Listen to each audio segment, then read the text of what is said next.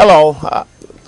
We want to continue our discussion of certainty. I mean, we all be traumatized by now. We all be weary because we've just gone through a decade almost of unspeakable economic woes during the Great Depression. If that did not tire us out, if we're not fatigued, to add insult to injury, we're now looking at the prospect of a second world war within a 20-year period. I'm going to digress just for a second. Those of you who looked at the lecture on the Great Depression and the causes of the Great Depression and the stock market and the buying on margin, you should have found events last week and some of the things that I said most interesting. Okay, what I said, never say never about what the stock market will do. So, but I just thought I'd throw that in. But back to this. It is amazing, I think,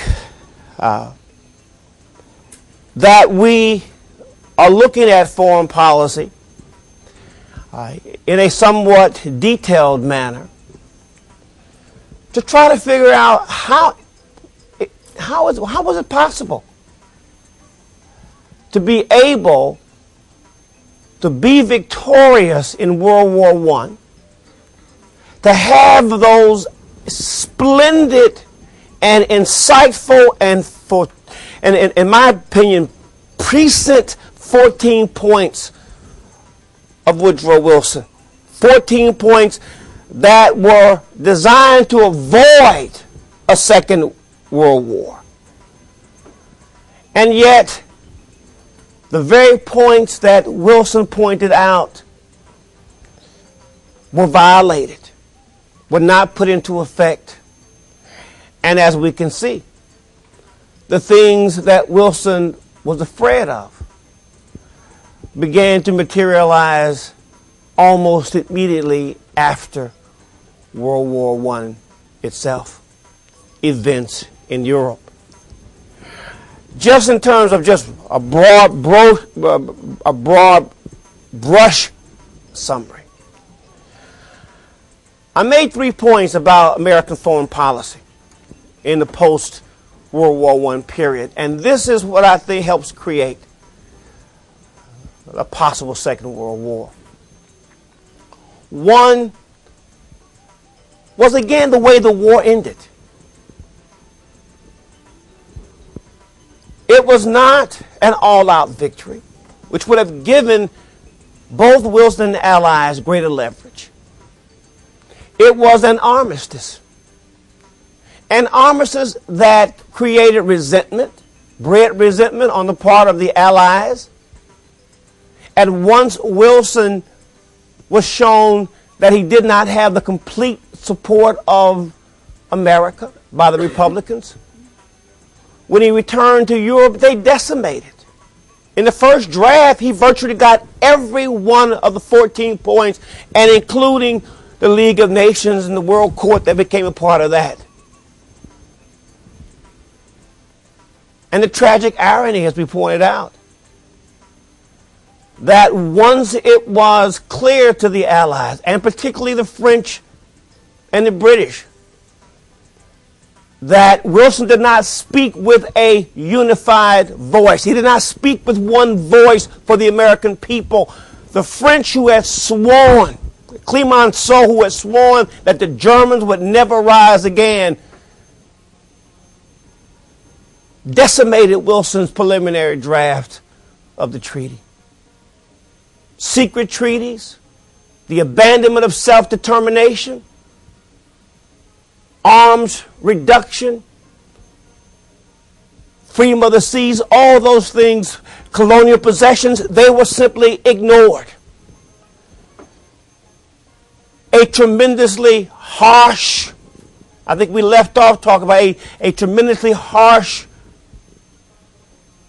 reparations agreement for Russia, for Germany, one that the French knew and counted on that the Germans could not, in fact, pay. $33 billion in a country which had just gone through a Great World War. You begin to have almost immediately resentment building up. We looked at the American foreign policy and we sort of said that while we could not argue that was a strict isolationist policy in the 1920s, we argue that America pursued a kind of independent internationalism. And in some ways, it really had very little choice after it did not join the League of Nations and did not join the World Court. So as one person put it, the U.S. was good at butting in on every affair, but it had no official capacity in which to make its point. And that because America emerged from the war as a great economic power, you must understand how Europe looked at America. A country that went into the war as a debtor nation will come out of the war as a creditor nation, as the economic power in the world. Yes? Would you say that the second point was America pursuing independent internationalism? Yes, you could point, second point or points, if you want to keep count. I don't. Sometimes I keep count, but I forget about the counting. I'll just go ahead. So if you can call it as point 1 or point 2, or is it point 3? But I just get so carried away with this, But where was I at now? I'm getting senile now. What was it? Okay, that because America was a major economic power, the U.S. was supposed to play a larger role according to the Allies. That it was like that chair in that British cartoon, the chair with 3 legs and one was missing, and that was the U.S., the chair of the League of Nations and the World Court. And that wonderful comment that one minister made, that they expected in the post-World War to look across the Pacific at that great American eagle, shining brightly and bravely ready to take its place in the world, and instead, all they ever saw was the butt of an ostrich with its head in the sand. And that was the way that some of the European countries looked at the U.S. through the 1920s. But as we saw, the European countries themselves did very little to ensure that a war would not reoccur in the 1930s. As we will see, their policy of appeasement will momentarily invite the very thing that they wanted to avoid. And certainly, if there was one overriding lesson that came out of World War I, is that you simply cannot run away from world responsibilities. I'm reminded of that old car commercial. I don't know if they ever ran it down here, but back in Michigan, they had a car commercial, and this guy, this transmission, he would tell people, well, come in to see me because you can either pay me now or pay me later. And in some ways, that sort of describes what was taking place in the 1920s. And it was an extraordinarily complicated picture that was emerging as we saw. We looked at certainly by 1921, it was clear that most Americans did not see Germany as a great threat anymore. they were far more concerned about Japan. And as we noted in our last lecture, that there was this complex relationship between Japan and America that went back as far as the 1850s. There was, on the one hand, this admiration of the Japanese toward the West, and on the other hand, by many of, particularly those who will come to constitute the military caste in Germany, will be outright contempt and bitterness toward the U.S. A part of, I think, what makes the Japanese in the 1920s so angry at the U.S. is that somehow they believe that by accepting Western ways, we talked about Japan in the 20s, they really went through the same kind of roaring 20s that we did in this country. They had the flappers we talked about the mobo and the moga, Japanese flappers. They loved jazz, they loved baseball, they played golf, anything that was Western literature, particularly in the cities, they seized upon. But at the same time that you had this, a far more threatening phenomenon was taking place in the countryside and most of the rural areas of Japan, and that was the emergence of this ultra-nationalistic military structure that became almost, it did become fanatical. That you did not have a samurai warrior class anymore. This was replaced now by either small landowners or peasants who began to see the military as a way of improving not only their physical life, their economic life, but as a way of improving their self-image. They were indoctrinated from the age of 14 when they joined the military. They were indoctrinated in a nationalistic propaganda program that made them see themselves as superior and the rest of the world as inferior. And that they would one day, as we move to the 30s, from the 20s to the 30s, that they would play a key role in reestablishing Japan as a world power and take its rightful place in the world. This will become known as the New Eastern Order by the 30s. They were upset with America for so many different reasons. They go all the way back to the annexation of Hawaii. I don't know if they felt that Hawaii should have been theirs. They were upset with the Treaty of Portsmouth in 1905. They felt that the U.S. made them give up too much to the Russians.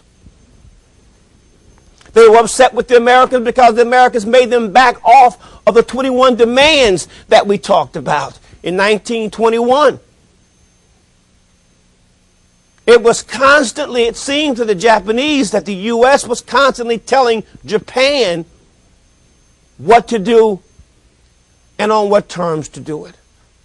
Of course, the U.S., in the effort to get the Japanese to agree to disarmament, because it was clear that there was going to be an arms race in the post-World War I period, we had, as we talked about, the Washington Conference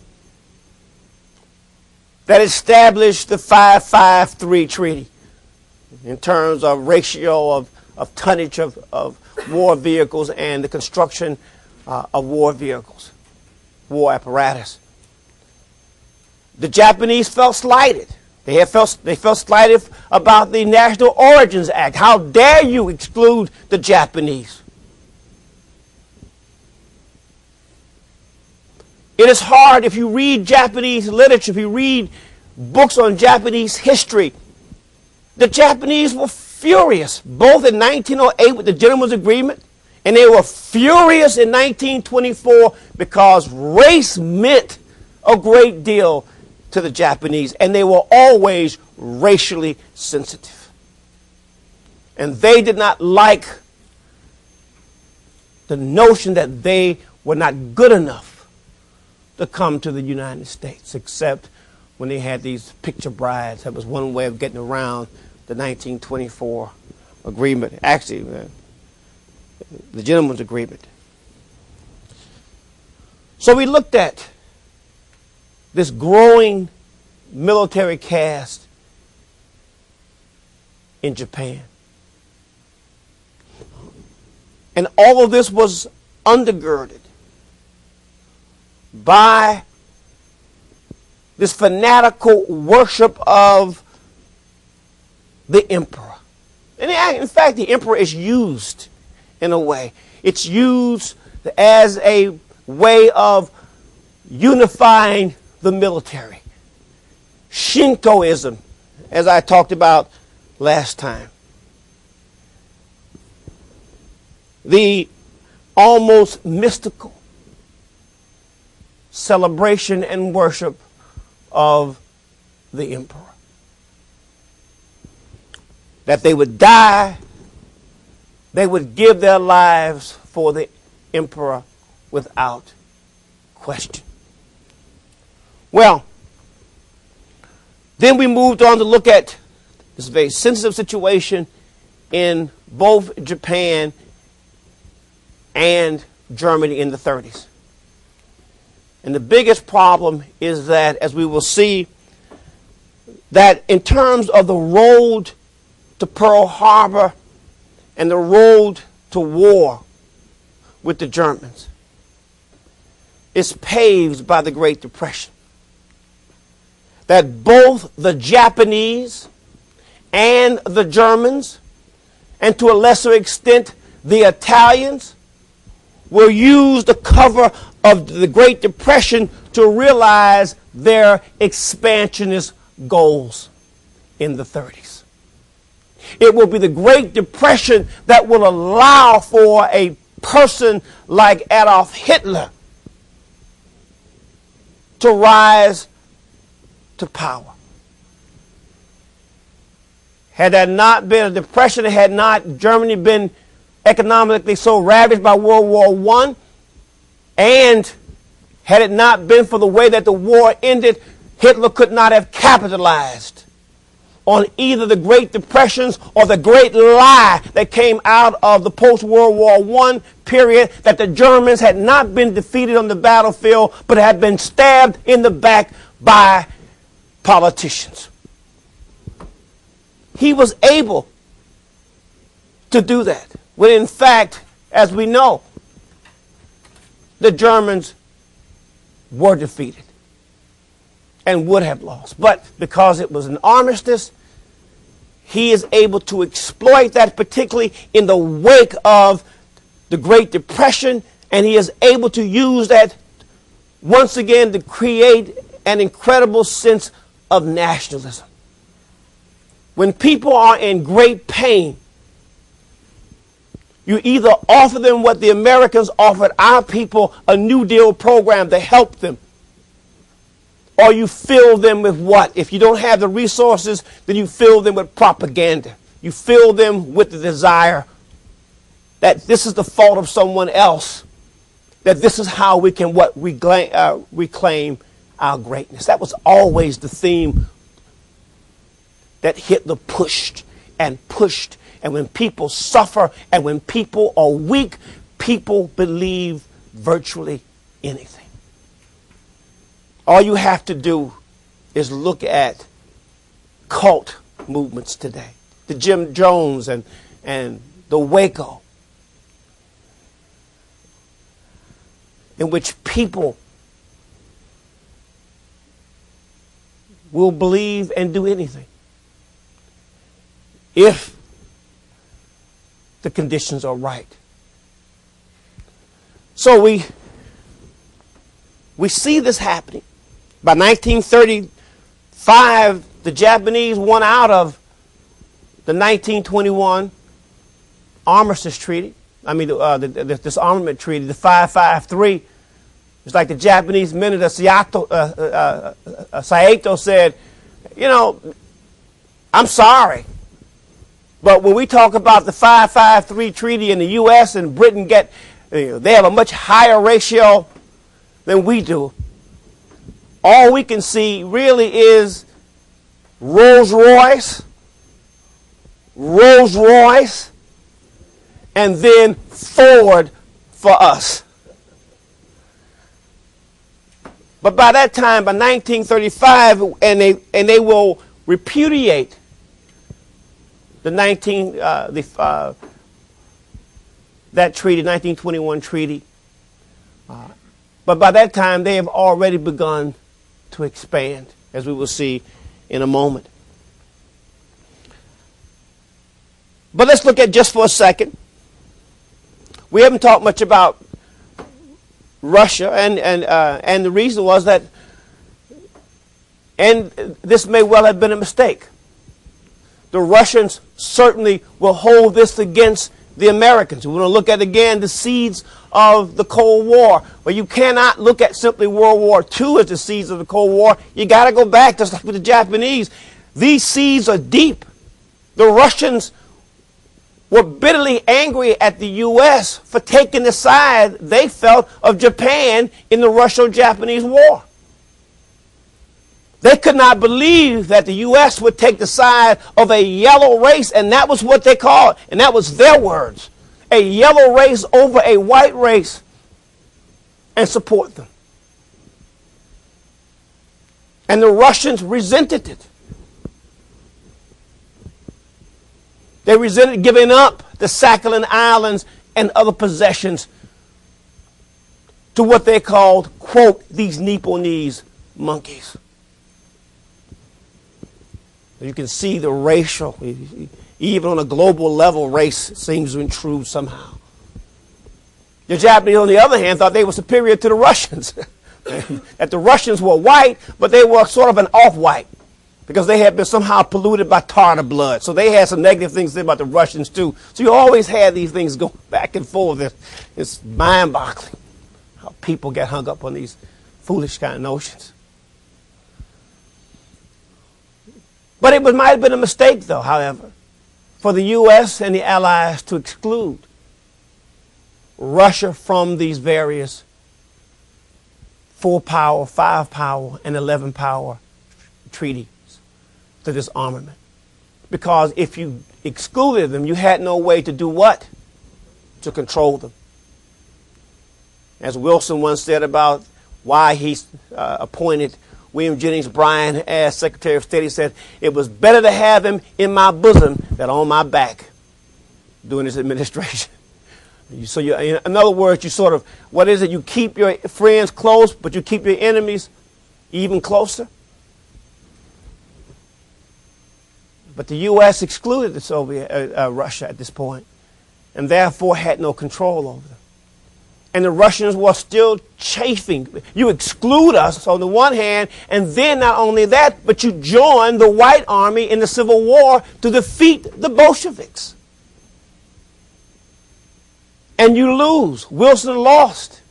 Of course, we said that Wilson had a two-pronged point. It wasn't just to make sure the Bolsheviks lost. He was there to stop what he felt was the expansionist desires of the Japanese, who would certainly have taken advantage of the instability in Manchuria.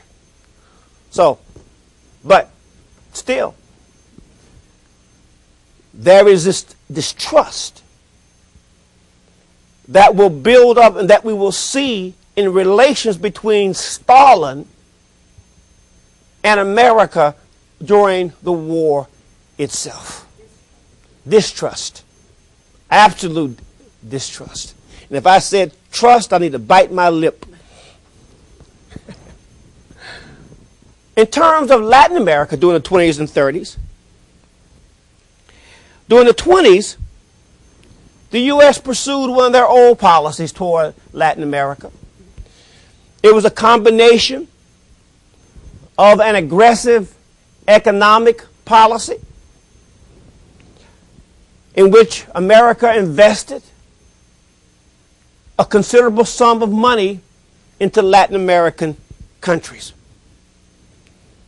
For example, in 1914, the U.S. had invested $1.6 billion into Latin America. $1.6 billion. By 1929, the U.S. had invested more than $3.5 billion in Latin America. So, on the one hand, they wanted to stabilize and control Latin America by economic, as they called it, intervention, stabilization. But if that didn't work, the U.S. was more than happy to use military force if necessary. And they did throughout the 1920s. Political subversion was not uncommon on the activity on the part of the American government in the 1920s in Latin America. For instance, when in 1926 Calvin Coolidge sent troops into Nicaragua. Okay? In fact, by 1924, of the 20 major Latin American countries, only 6 of them were free from some sort of American management. That's the word they used. Some sort, whether economic or military, some sort of American management. But it is interesting, while the Americans and policymakers consider the 1920s very successful in their relationship with the Latin American countries, the Latin American countries don't think so. They see it just the opposite.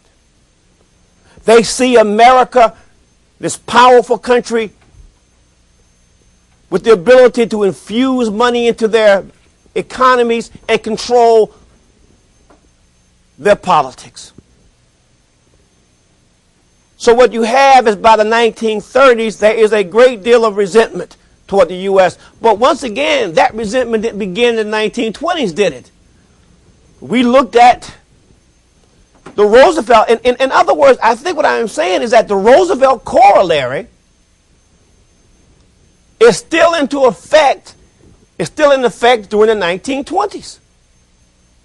It would not be, as we will see in a moment, until Franklin Delano Roosevelt will come into office that we will abandon the Roosevelt corollary, in which stated that the U.S. was somehow the big policeman of Latin and South America.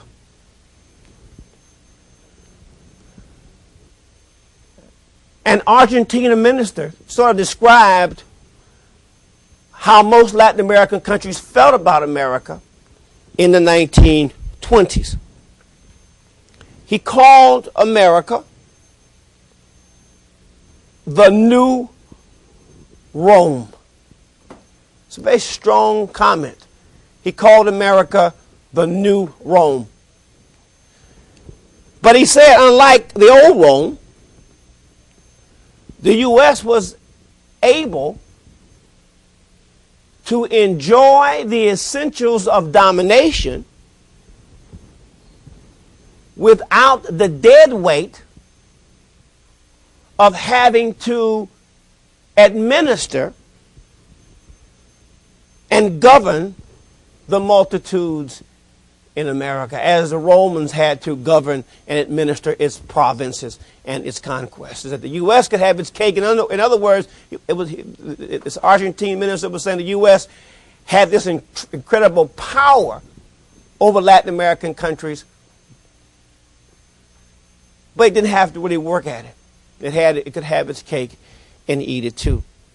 Well, during the 30s, as we will see, Roosevelt will repudiate what is essentially the Roosevelt corollary and will institute a new policy that we'll talk about in a moment called the good neighbor policy for Latin America. Well, let's go back and now go straight up to World War II. Again, two themes to keep in mind. These are two themes to keep in mind. Two. During the 30s, there were two themes, and one was what I said a moment ago, that the leaders of Germany, Italy, and Japan will use the cover of the Great Depression to realize their expansionist goals.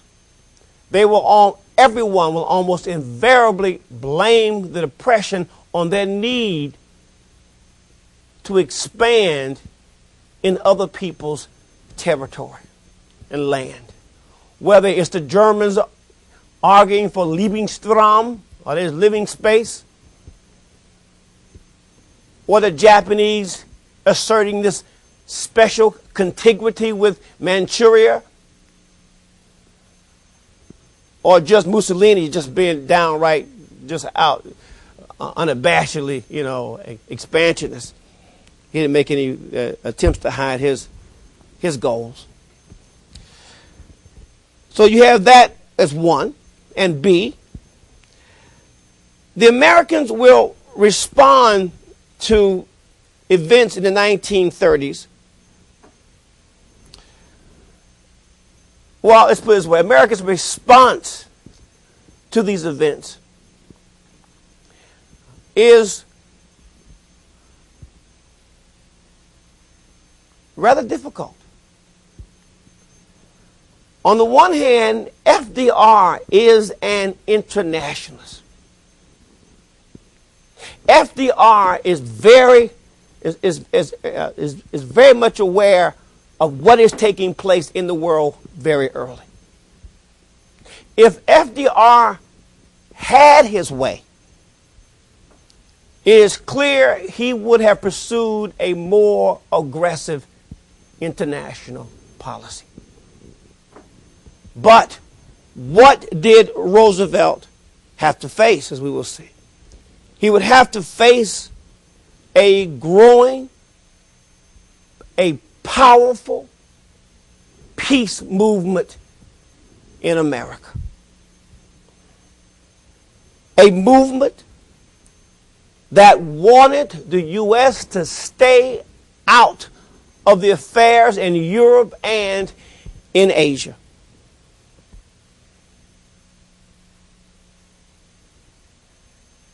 So as storm clouds gathered in Asia and in Europe,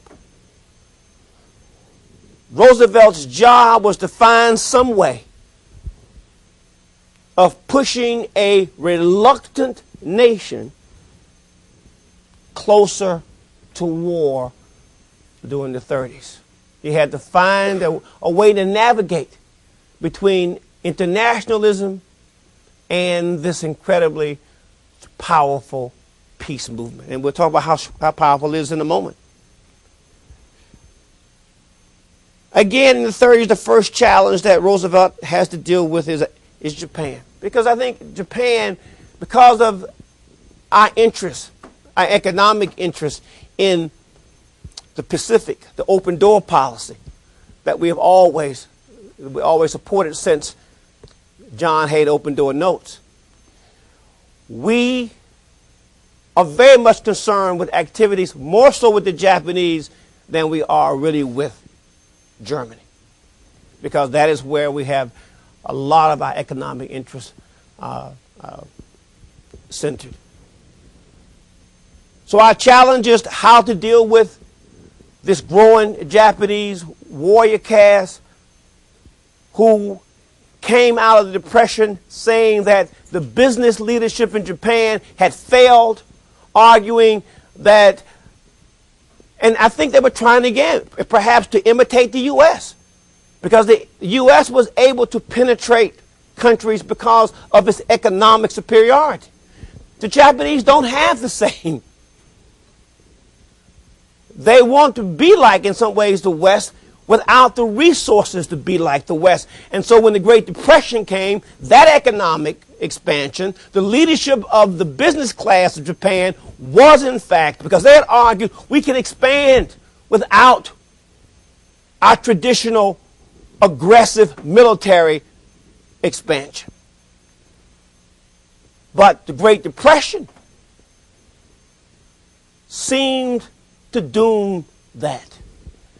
And now the military caste will argue that the only way we can expand, the only way that we can become a great nation is to go back to the old way. And the old way was military expansion.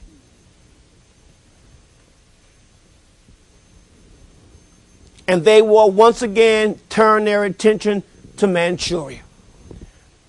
You can go all the way back to the 1890s, and the Japanese have always coveted Manchuria. And there are reasons for it, and it has to do with the rich mineral resources in Manchuria. Keep in mind, what is the Achilles heel of the Japanese that we talked about? It is a resource-dependent country. Okay? It's a resource-dependent country. So they are always looking to find new resources and not to be dependent upon nations, particularly nations like the U.S., which they were heavily dependent upon. So in the 1930s, we see the Japanese making forays into Manchuria. In 1931, the Japanese will invade, essentially, Manchuria and will establish a puppet regime called the Manchukuo regime in China. This is puppet regime. Our regime will be called the Manchukuo regime.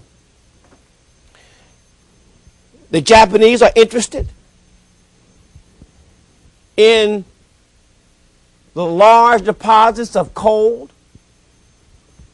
of soybean, of iron, and timber that is located in Manchuria. They will even send colonists. Once they invade Manchuria and set up a puppet government, they will even send Japanese settlers to settle a land that is already settled by Chinese people. And then, in 1937, on the flimsy excuse that the Japanese army is already stationed around Nanking, they will use the flimsy excuse that the Chinese were trying to blow up the Southern Manchurian Railroad. And on this pretext, they will launch again an even wider invasion of Manchuria. This invasion will be centered around the city of Nanking. Recently, there have been several books written on what the Japanese called the Manchurian. Well, actually, in 1931, the Japanese will always play down these invasions. They will refer to them as incidents. In this case, the Manchurian incident. Well, hell, it wasn't an incident. It was one of the worst examples of inhumanity to one's fellow man. In 1937, the Japanese in Nanking, China, will commit one of the worst atrocities before the age of Adolf Hitler. Of course, nobody outdoes Hitler, as we will see, but prior to Hitler, the rape of Nanking will be the worst atrocity to date by the Japanese. They will kill, and the book side, Irish Chang has published a book called The Rape of Nanking, which, well, by the way, the Japanese government won't publish in Japan. And there is a new book that had just come out in which a Japanese writer has published that talks about the rape of Nanking. Both conclude that it was certainly not one of Japan's shining moments. You know, and this, I'm going to show you some pictures from Irish Chang's book. 300,000 Chinese were killed. But it wasn't just the massacre of 300,000 Chinese. It was the way in which the Japanese went about it. It was an act of unspeakable brutality. Here I'll show you some pictures of how violent the Japanese were in the treatment of the Chinese citizens. These are all corpses. These are corpses that were dragged to the banks of the Yangtze River and thrown into the river, hundreds, thousands. These are people being shot for sport. They would often sever the heads of Chinese citizens.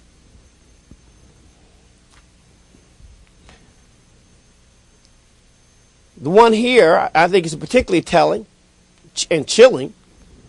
You have the head of a severed head of a Chinese citizen. He's got a cigarette, and they use him for target practice. Beheading was, as you can see here, they blindfolded. These are not dead corpses. These are live people. They are blindfolded, and they're propped on sticks. And the man, as the caption says, served as a living target for the Japanese officers' sword practice. And you see Chinese prisoners being buried alive. And here was a sport. In fact, she calls it that they actually used decapitation as a sport. But if that was not bad enough, the treatment of Chinese women was even more atrocious. Thousands of Chinese women were taken from their homes and forced into a life of prostitution. They became known as comfort women for the Japanese. It is just now, today, that the Chinese women who were so ashamed by this are now coming forward and making claims against the Japanese government for such atrocities. They used all sorts of ways to mutilate Chinese women, and I'm hesitant to show you some of the more graphic pictures of how they mutilated Chinese women. One wonders, and this is I guess you can't hide history. Sexually humiliated, sexually mutilated women. It was really one of the darkest chapters, I think, of Japanese history. Well, the Japanese will argue there's more to it than that, but that's always the way that countries respond. But the Japanese were not, they were beside the 300,000 in the rape of Nanking, and the U.S. protested. But it was a mild protest to the slaughter. And I guess, the reason I show these pictures is that generally I show pictures of what happens to the Japanese with the dropping of the atomic bomb in Hiroshima and Nagasaki. And when we get to, and I'll show those, I guess to show you the incredible inhumanity that man can, he can descend to a level that is hard to imagine. But not just the Japanese, not just the Germans, but even Americans. If you look at the lynchings, many of the way that they were killed, the lynchings, the burned corpses. So there is enough inhumanity, I think, in world history to go around. And it makes you stop and think. Well, in the same year, 1937, the Japanese warplanes, they sank an American ship, an American gunboat, the Panay, in December of 1937. I think I may have a picture of the Panay here. It's not an impressive boat, but this is the Panay here. The Japanese will sink this boat, and in the process wound 30 Americans and kill 2. The U.S. will condemn the Japanese. They will rattle sabers. Roosevelt even considered economic sanctions against the Japanese, but decided not to. The Japanese apologized profusely. And this becomes sort of a pattern of what happens between the U.S. and the Japanese. The Japanese will do something and they will apologize. They, in fact, will offer reparations. They will offer more than $2 million in reparations for the lives of the 2 Americans that were lost on the Panay. Instead of taking a strong stand against the Japanese for the attack on the Panay, the U.S. will simply let it go. Well, while the Japanese are expanding in Manchuria, in Italy, you have the coming to power of Benito Mussolini. Mussolini has his own plans, yes. Is this the same year, 1937? Actually, it's a little bit earlier. Okay. I want to talk about the incident, though, in 1935.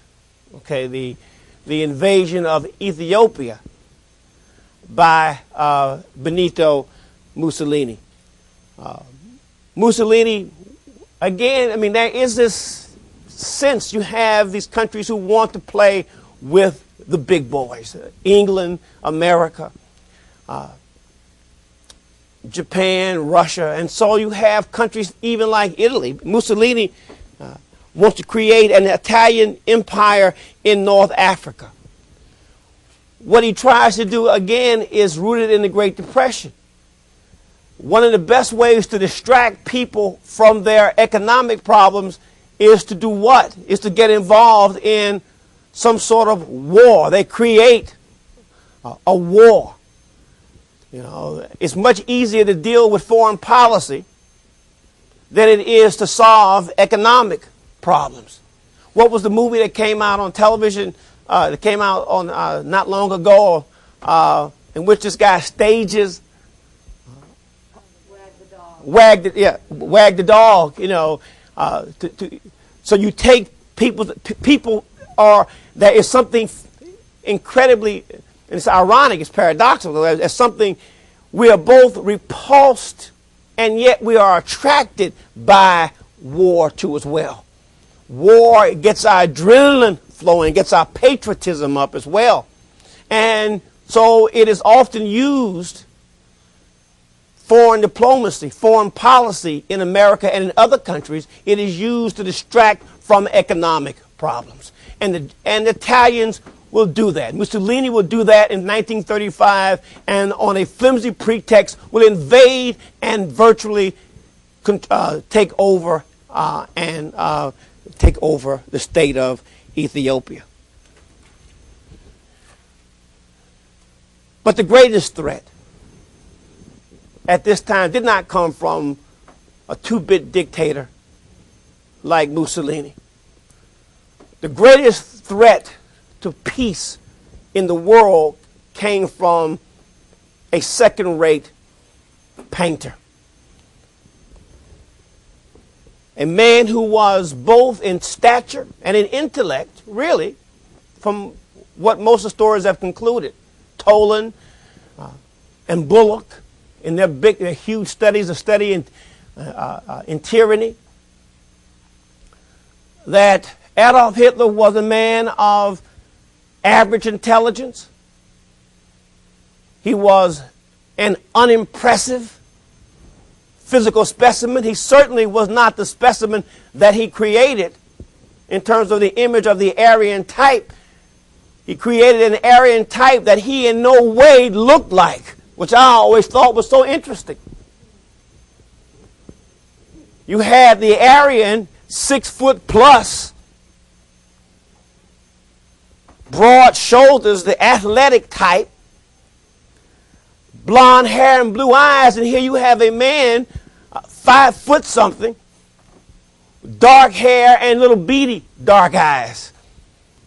Certainly did not look like the image, which also tells you about human nature, how people, you know, again, the idea of charisma. He had a kind of charisma that he used,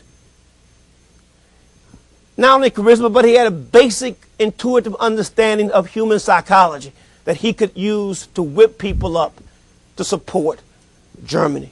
But he was not. He was anything but an impressive person.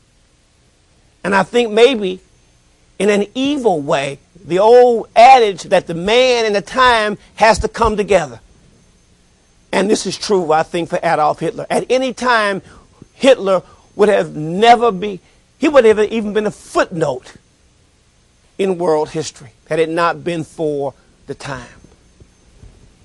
Well, despite that, Hitler promised in 1933, after working his way up through the 20s and with the onset of the Great Depression, Hitler is clearly, though, I mean, you have to give him credit. He is able to have himself installed in 1933 as the Chancellor of Germany. And he is charismatic, even though he is demented. You know, even though he definitely is a demented person. Like most dictators, once he became chancellor, he tapped into the deep well of resentment that the German people had going all the way back to the end of World War I.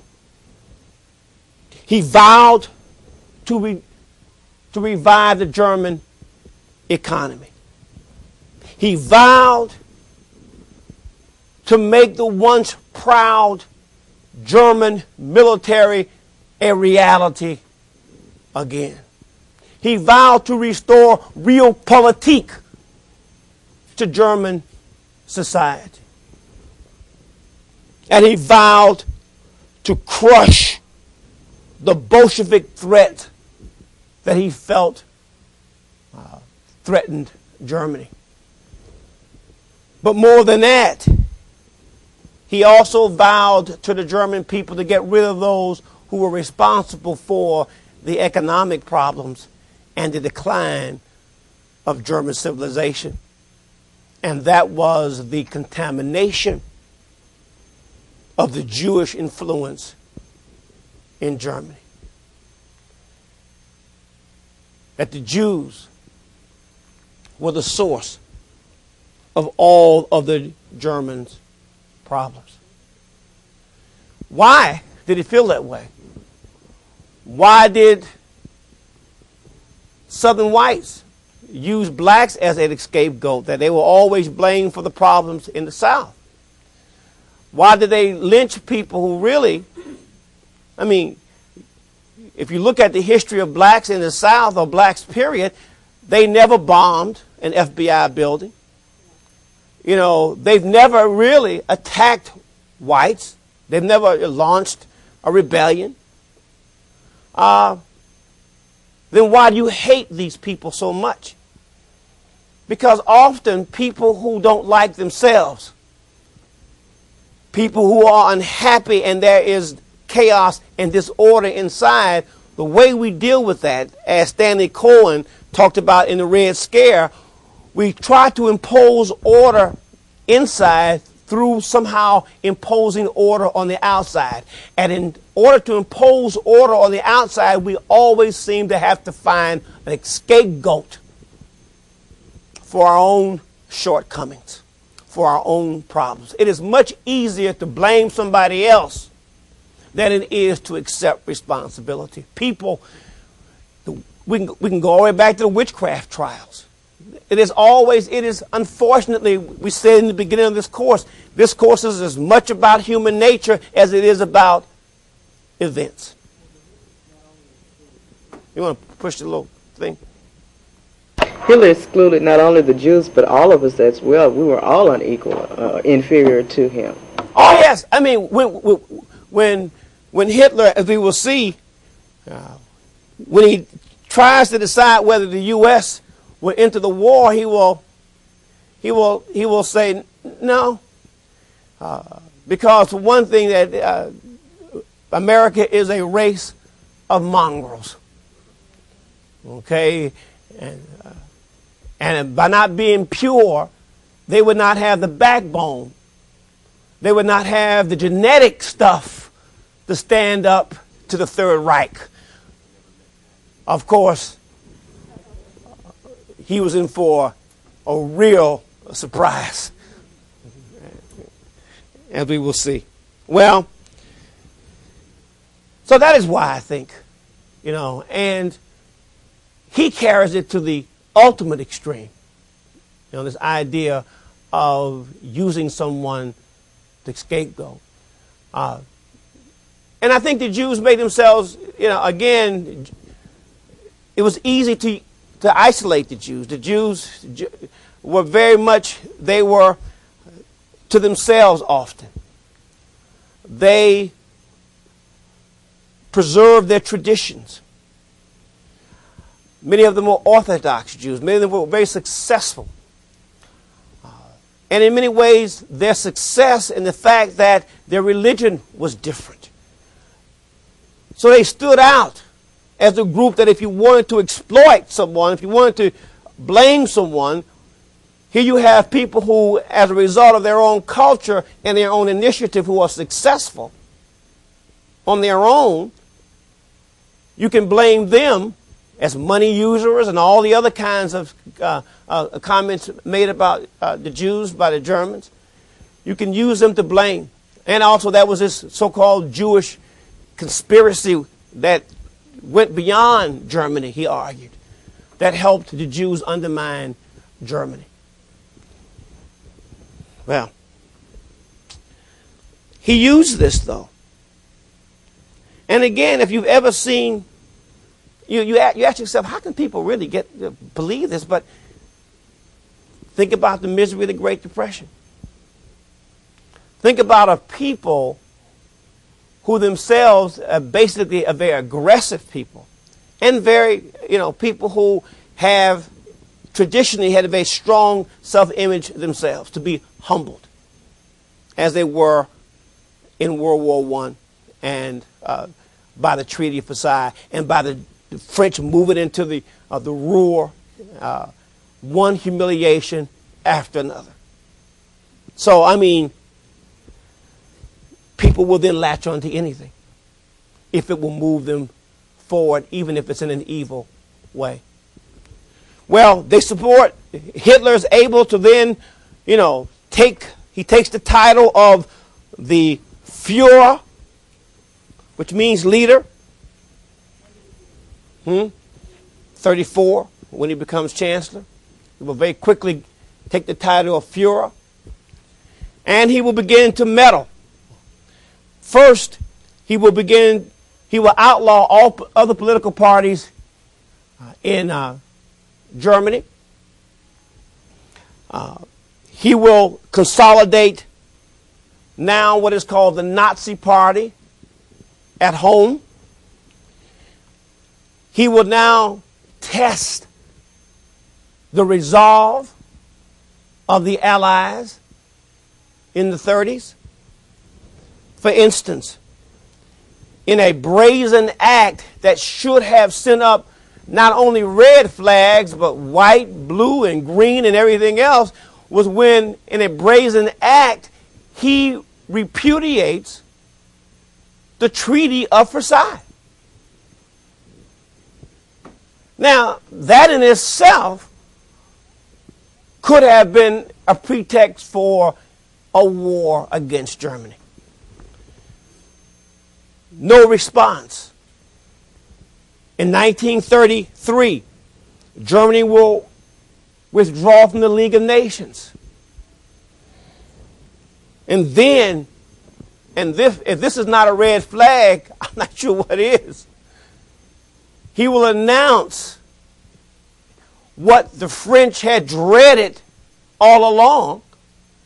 He will announce that he will unilaterally rearm Germany.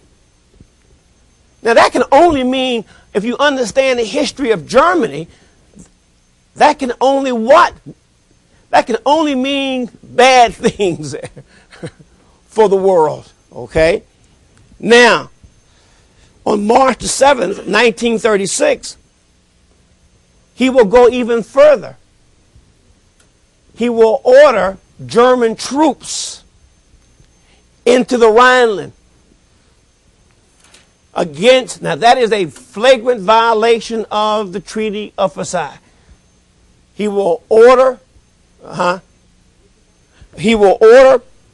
German troops on March the 7th, 1936 into the Rhineland. And the Rhineland, for two reasons. One, the Rhineland has a tremendous deposits of important minerals, coal, phosphates, all the things that Germany needs that the French had been using. It supposedly was a buffer zone between, it had been established as a buffer zone between Germany and France. Now there is no buffer zone exist as he orders troops into the Rhineland. Hitler was asked if he wasn't afraid that the repudiation of the Treaty of Versailles, leaving the League of Nations, announcing he was going to unilaterally rearm, ordering troops into the Rhineland. Wasn't he afraid of retaliation from the French, who at this time had the world's largest standing army of 800,000 men?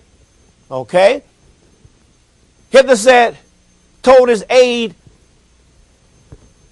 no. He predicted that the West would respond, but they would respond very feebly. He said they will never act. They'll just protest. And there'll always be too late when they finally get the guts, or they finally decide that the time has come to act.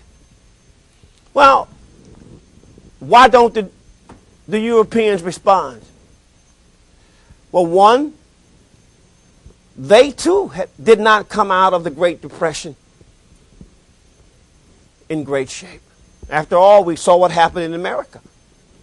This was not a depression that was confined to Germany or Japan or Italy. It was a global depression in which every country in the world was affected by the Great Depression. Certainly the Allies were traumatized by the Great Depression, and they were traumatized by World War I. Keep in mind the number of Europeans who died in the conflict. In one battle in 1916, I talked about, the Battle of the Somme, more than 1 million people died in one battle.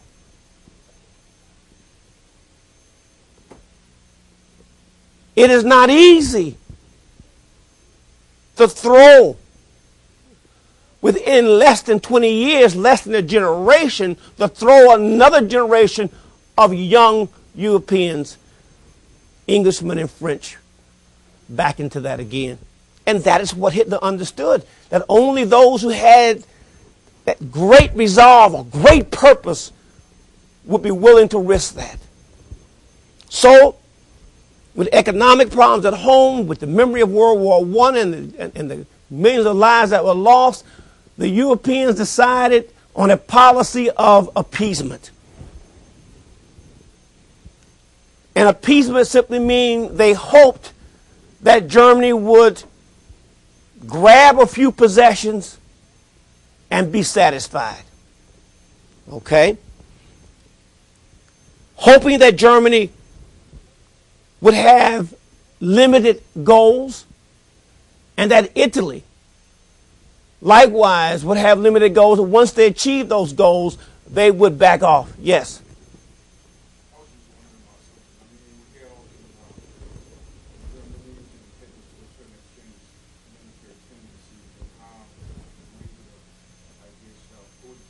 Went to World War II.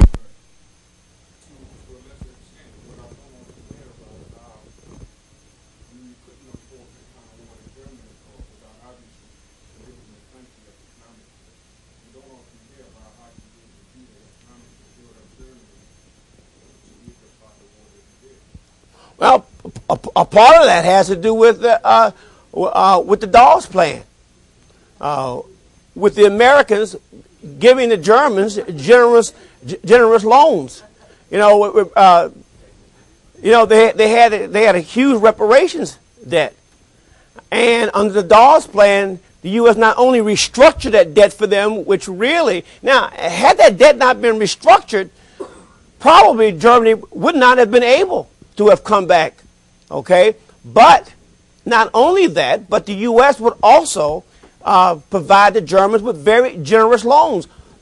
A lot of those loans were used not for domestic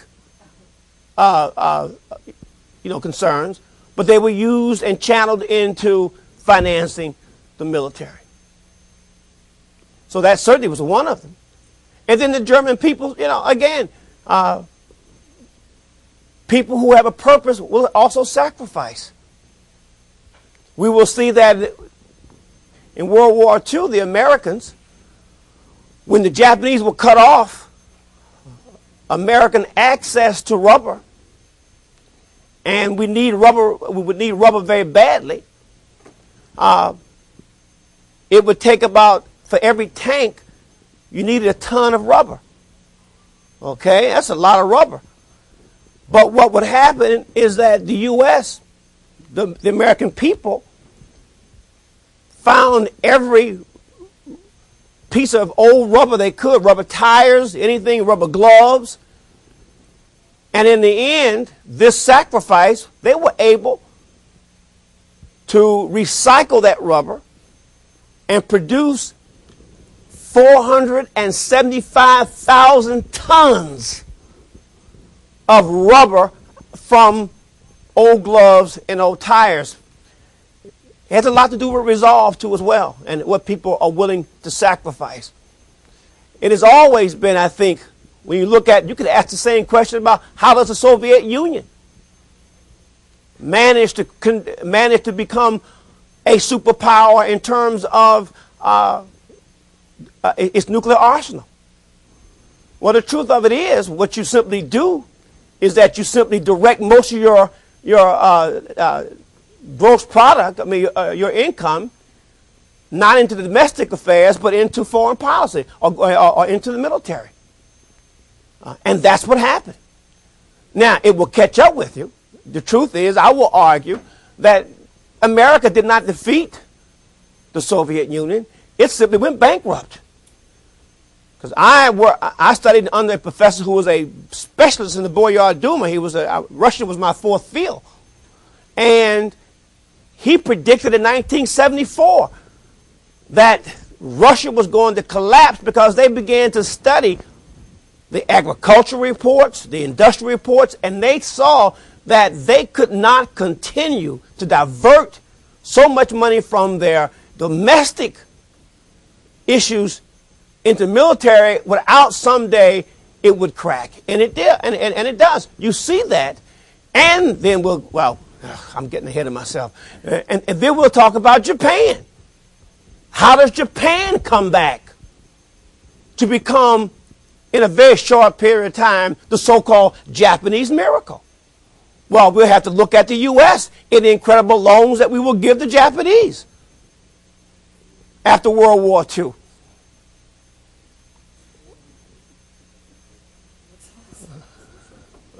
Well, if that answers, do you want to add something to that, though? Well, I guess, in the case of Germany, compared to Russia, for example, Germany, unless what I know is wrong, for example, the whole, I think, innovation kind of Volkswagen was from Hitler's idea that we need to create a vehicle that the average person can use in Germany. So it did not only, I guess, divert the economic just for military purposes, to really enhance the betterment of the average person's life in Germany. So I don't see how the comparison between Germany and Russia can be made. And say, the reason why they became military successful was, of course, they denied, I guess, consumption of. Well, nobody questions German military prowess. As we look at, the Blitzkrieg and the military tactics. But in terms of you talking about genius versus, Russian genius, part of this whole thing about genius, the Volkswagen, or in fact the Toyota, has less to do with genius than it does with people who have to live in harmony with the scarcity of resources. It would have been stupid for the Germans to have created a Lincoln in Germany when they had no gasoline, or the Japanese to have created a Cadillac in Japan when they had no gasoline either. These countries, as a result of their history, lived in harmony with scarcity. Those scarcities became a value, became a basic value, and those values dictated the direction in which they went economically. There's no miracle about that. The U.S., on the other hand, because now it may have hurt us to an extent, the U.S. did not have to be so concerned with efficiency at some point, because we were so blessed with an abundance of resources. And so therefore, we didn't worry about making a Volkswagen or a Toyota. But the truth of the matter is, if we had to, we could. So it's not so much about genius, the German genius. Again, you talk about German genius, half of it came from the Jews they incarcerated.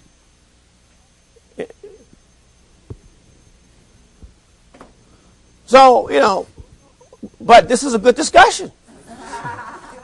kind of got us off the subject, but this is the first time we've had a real discussion, so I definitely didn't want to kill it. So, good discussion. I guess we will pick this up when we meet again.